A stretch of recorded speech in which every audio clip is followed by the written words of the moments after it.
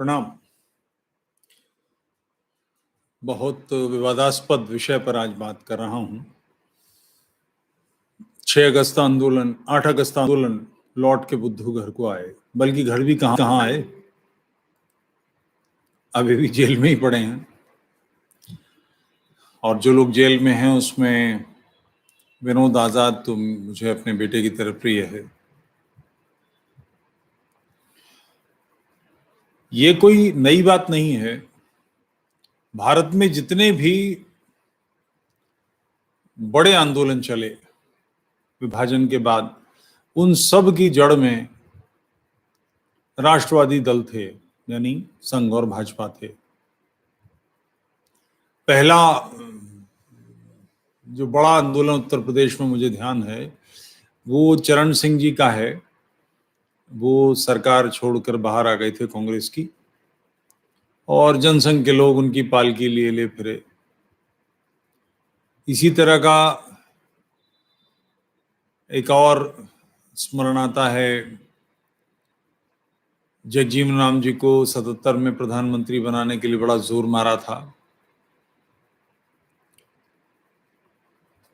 बलिया के चंद्रशेखर जी की राजनीति का आधार भी भाजपा, उस समय की जनसंघ और संघ के लोग बने। फिर राजा मांडा विश्वनाथ प्रताप सिंह ने उपद्रव खड़ा किया राजीव गांधी के खिलाफ। बोफोर्स को लेकर बहुत हाहाकार मचाया।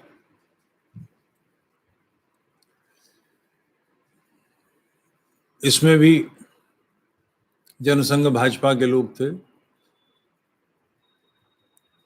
दिल्ली में एक बड़ा आंदोलन हुआ, आपको ध्यान होगा, इनकलाब जिंदाबाद, भारत माता की जय, वंदे मातरम झंडा लेकर।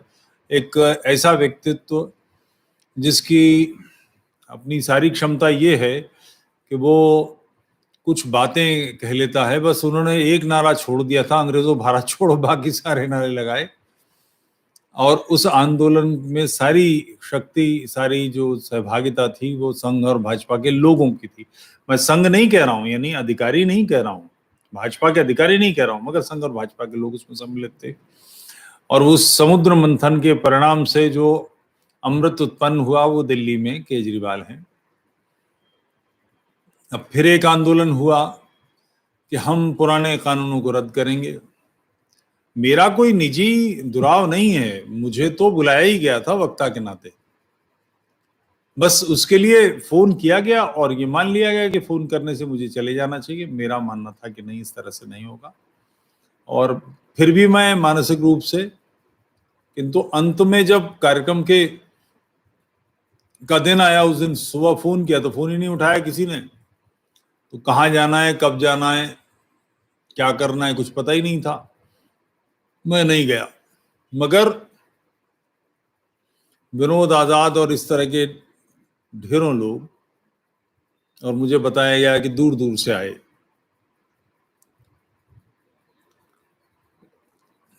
ये भी दावा किया गया कि 1 लाख लोग और 2 लाख लोग और 50,000 लोग एकत्र हुए।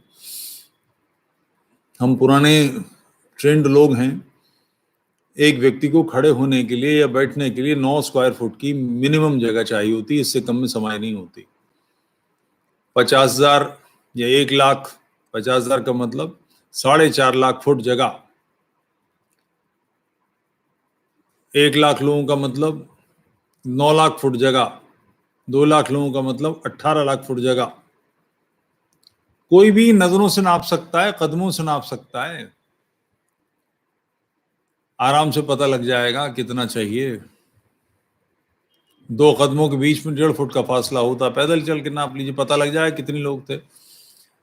अव्यवस्था भरपूर, फिर भी लोग पहुंचे। उसका कारण है कि लोग बदल को ध्यान होगा, उन दिनों में कई सारे कार्टून निकले थे। मुझे किसी एक मित्र ने बताया, वो कार्टून मेरे पास भी आए। मैं रोज के 150-200 व्हाट्सएप आते हैं, कहां तक देखता सबको हूं, मगर गंभीरता से नहीं लेता इन चीजों को। फिर किसी एक मित्र ने भेजा कि आप भी सम्मिलित हैं, तो फिर वो कार्टून मैंने देखे, तो उसमें वो ध्यान आया कि टोपी वाला व्यक्ति शायद मैं ही हूं, क्योंकि जाड़ों में टोपी लगाता हूं और मेरी पहचान सी बन गई है खैराखुली। तो वो था मैं, और भी लोग थे। तो 15 लोग हैं, 15 को दुगना कर लीजिए, तिगुना कर लीजिए, चौगुना कर लीजिए, 50-60 लोग हैं जो भारत में सोशल मीडिया में एक बड़ा मंथन कर रहे हैं। और उनसे पहली पीढ़ी भी है और उनके बाद की हजारों लोगों की पीढ़ी आ रही है। ये 15, 20, 25, 30, 40, 50 नाम तो सामने के नाम है, मगर कुल मिलाकर ये हैं थोड़े से ही लोग। और उनके कारण से परिणाम ये आया कि समाज में एक बदलाव की छटपटाहट है। अब उस छटपटाहट से ये दैत्य और दानव दोनों का समुद्र मंथन है। इसमें से विष भी निकलना है, अमृत भी निकलना है, इसमें लक्ष्मी भी निकलनी है, इसमें ऐरावत भी आना है, उसमें वगैरह वगैरह वगैरह।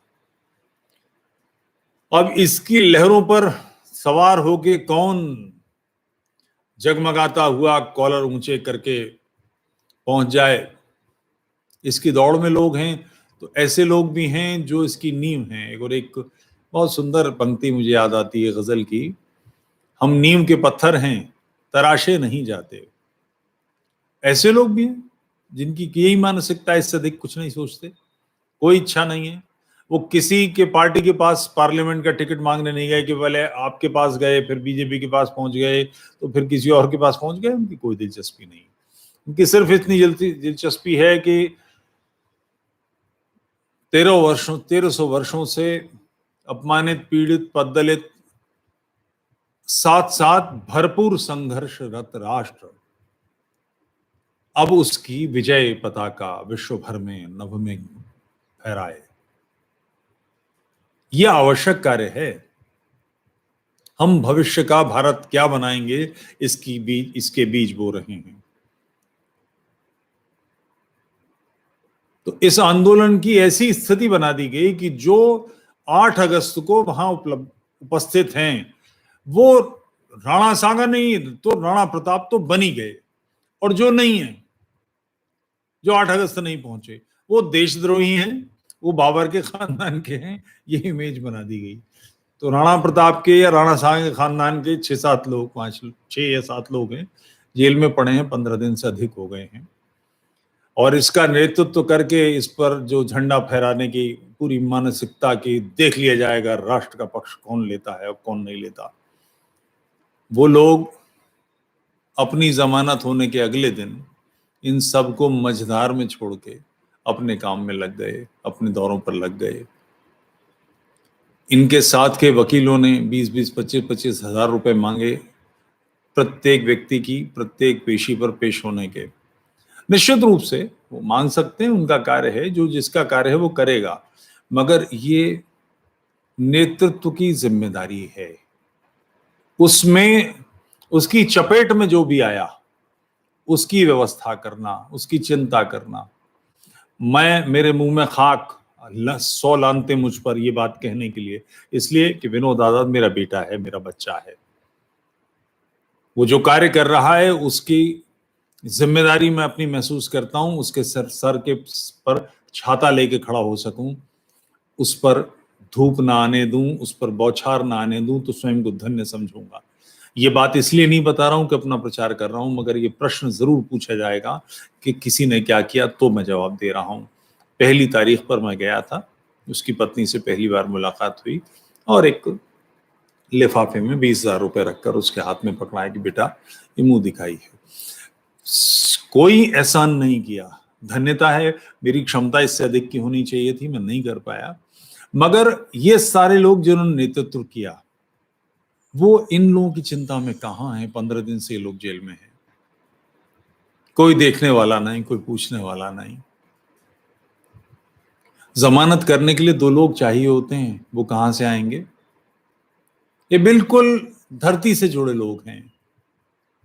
एक बालक, विकास नाम है उसका, वो उसे ऐसा समझ लीजिए, वो बच्चा ही है, भागा दौड़ी में लगा है, किसी तरह से भाई साहब छूट जाएं। इसका जो लीगल प्रोसीजर है उसे लांघ के कोई तरीका किसी सज्जन ने, एक गुजरात के कोई संत हैं जैन साधु, उन्होंने सुझाया और एक किसी व्यक्ति ने आकर कहा, मुझसे मिलवाया गया तो बताया गया कि ये होम मिनिस्ट्री से आए हैं, तो पता लगा वो रीडर हैं। मैंने कहा मिनिस्टर ऐसा होता है? तो मिनिस्टर जैसे तो लगे नहीं। और बताया गया कि बात अंदर हो गई है, डायरेक्ट बाईपास करके ही सब कुछ हो जाएगा। कर रही है या अच्छा कर रही है, जो भी बहरहाल कागज पे रजिस्टर तो हुआ है, ऐसे कैसे छूट जाएगा कोई? बार बार बोले नहीं हमारी व्यवस्था हो गई। कल सारा दिन इसी काम में रहा, उसके बाद राम राम करके अपने अपने घर आ गए। मित्रों, इस उद्वेलन का, इस मथने का परिणाम राष्ट्र के पक्ष में जाए, इसके लिए बहुत आवश्यक है कि इसका नेतृत्व करने वाले लोग टेस्टेड हों। लोगों की व्यक्तिगत महत्वाकांक्षा में कोई विरोध नहीं है, आखिर किसी ने तो एमपी बनना ही है, किसी सीट से एमएलए बनना ही है, निश्चित रूप से उसमें कोई विरोध नहीं है। और मैं बनने नहीं जा रहा, तो ये भी नहीं है कि मेरा कोई नाम कट रहा हो उसकी मुझे चिंता हो, बिल्कुल भी नहीं है, या किसी और को चिंता हो। सैकड़ों लोगों को बनना है, मगर जिनका लक्ष्य ही केवल एमपी बनना है, उनकी पालकी उठाने में थोड़ा सा सावधानी। इससे पिछला एक जो स्ट्रीम था जिस पर मैंने निवेदन किया था कि मैं क्यों नहीं पहुंच पाया, उस पर बहुत सारे लोगों ने, बहुत सारे मतलब सैकड़ों लोगों ने गालियां दी, कोसा, अहंकार बताया कि मेरे अंदर अहंकार है, फलाना है, ढमाका है, और पीले चावल और धोती और पान फूल और लौंग हार लेकर जाते। ये सारी बातें ऐसे हो रही थी कि 8 अगस्त को जो चले गए वो बिल्कुल राष्ट्र के अद्भुत कार्य करने वाले लोग, और जो नहीं गए वो राक्षस हैं। सार्वजनिक लेखन, सार्वजनिक जीवन में जो बातचीत करना, न्याय मंच का कार्य करना, ये सब पिछले 20 वर्षों से चल ही रहा है। हम बिल्कुल मूल लोग हैं, शंकर शरण जी में और कुछ एक दो और होंगे, जिन्होंने सबसे पहले इस्लाम के बारे में बिल्कुल खरी खरी छान फटक की और मुंह खोला। मैं तो उनमें से एक हूं जिसने हमेशा पूरी दृढ़ता के साथ बात की, और इसकी चिंता बहुत लोगों ने की, तो मार दिए जाओगे, फलाना हो जाएगा, धमाका हो जाएगा, ये सब होता है। मेरे एक मित्र हैं, आजकल बड़े मुझसे रुष्ट हैं। कमलेश, मैंने कहा अंडरग्राउंड कैसे जाऊंगा, बेसमेंट तो कंक्रीट का है, मैं उसमें ड्रिल भी नहीं कर सकता, बड़ा मुश्किल है। फांसी के में बात टाली। चिंता थी लोगों, चिंता है, चिंता होनी भी चाहिए, मगर मेरा ये मानना है कि जो 2 फुट दूर से आकर मेरे चाकू मारेगा तो मेरे भी 2 फुट पास आएगा। मैं कौन से मजीले लिए बैठा हूं, कीर्तन कर रहा हूं। हम एक पागल भेड़िए से मुकाबले में हैं, तो इसके जबड़ा पकड़ के ही पटकना पड़ेगा, दूर हटके ये सब काम नहीं होने वाले। तो टेस्टेड लोगों को जो बिल्कुल स्थापित हैं इस काम करने के लिए, और अब से नहीं है, 20 साल से तो हम सार्वजनिक जीवन में सोशल मीडिया और अखबारों की और पांचजन में लिखना इन सब पर है, वैसे 10 वर्ष से अधिक हो गए सब करते हुए। उन लोगों पर लोगों ने ऐसे ताने दिए, ऐसे पत्थर फेंके, ऐसी कीचड़ उछाली, जैसे जो उस दिन पहुंच गया था वो राष्ट्रभक्त, और जो नहीं पहुंचा वो देशद्रोही। नतीजा क्या हुआ? टेस्टेड लोगों को ध्यान से, ये बहुत सावधानी का मामला है, समुद्र मंथन में विष भी निकलना है, ये विष मत्थे न पड़ जाए।